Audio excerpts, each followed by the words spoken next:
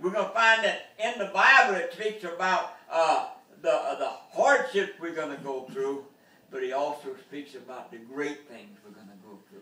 When you walk through that pearly gate, no more pain, no more suffering, no more death, no more any of these things we've been through is all over with. It's going to be joy unspeakable and full of glory. It's going to be a wonderful time to be able to live with Jesus. And if you're looking forward to that, you know what I'm talking about. Some of you said, Brother Hotard, I fought the devil all my life. And you probably did, because I fought the devil all my life. But I tell you what, as I get up in age, the more I realize I'm getting close to going home. And the more I think about going back up to heaven, it's a joy unspeakable. Just thinking about it, what it's going to be like, that I don't have to go through what I'm going through anymore.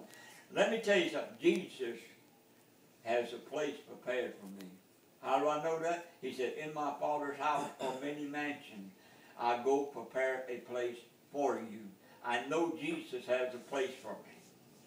But I also know he has a place for all of God's people. All those that are washed in his blood, he has a place prepared for all of us. No matter how hard this life is, it's going to be better.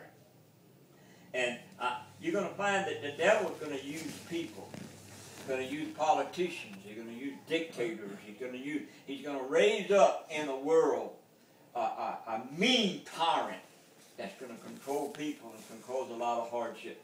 He can't control you. Satan can't control you unless he possesses you. If you're a Christian, he can't do anything to you. But he can bring along somebody in the flesh, and they can do a lot of harm in your life. So I want you to realize that even though we're special in God's eyes, so was the disciples.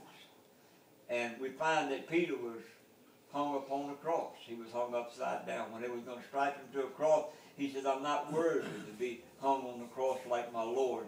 And so they turned him upside down. And he died on the cross upside down. Who was Peter? We look at him as one of the greatest disciples. Most of us consider Peter the greatest disciple. Paul was thrown in jail. I think he was, I don't remember how he died, but I think he was beheaded. But all these great men, look back in time, they took the Christians, they fell into the lions. They say back them days, the way the Romans put you to death was the cross. That's why Jesus went to the cross, because that was their death penalty. Today we got legal injection. Years ago, it used to be electrocution. In the older days, they hung them.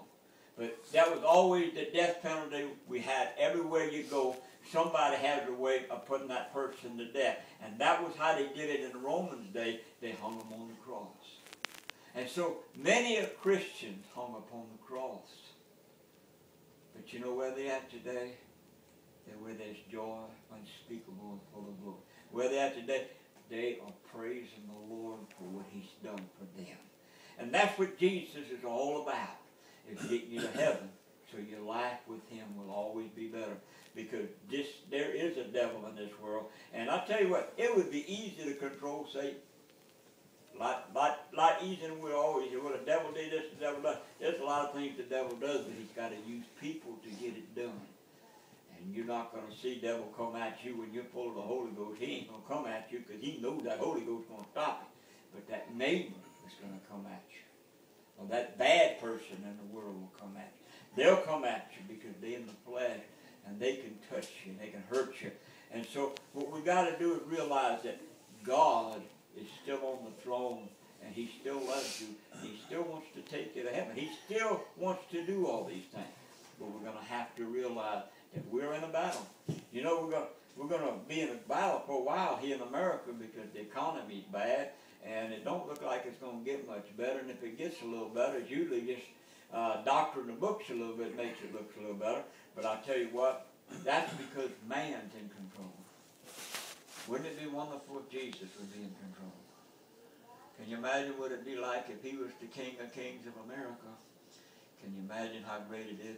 I've seen revival in America. I was part of revival in America. I've always thought I was born 20 years too late. I wanted to be in that revival. I wanted to be part of that revival. All my life I wish I could have been in that revival.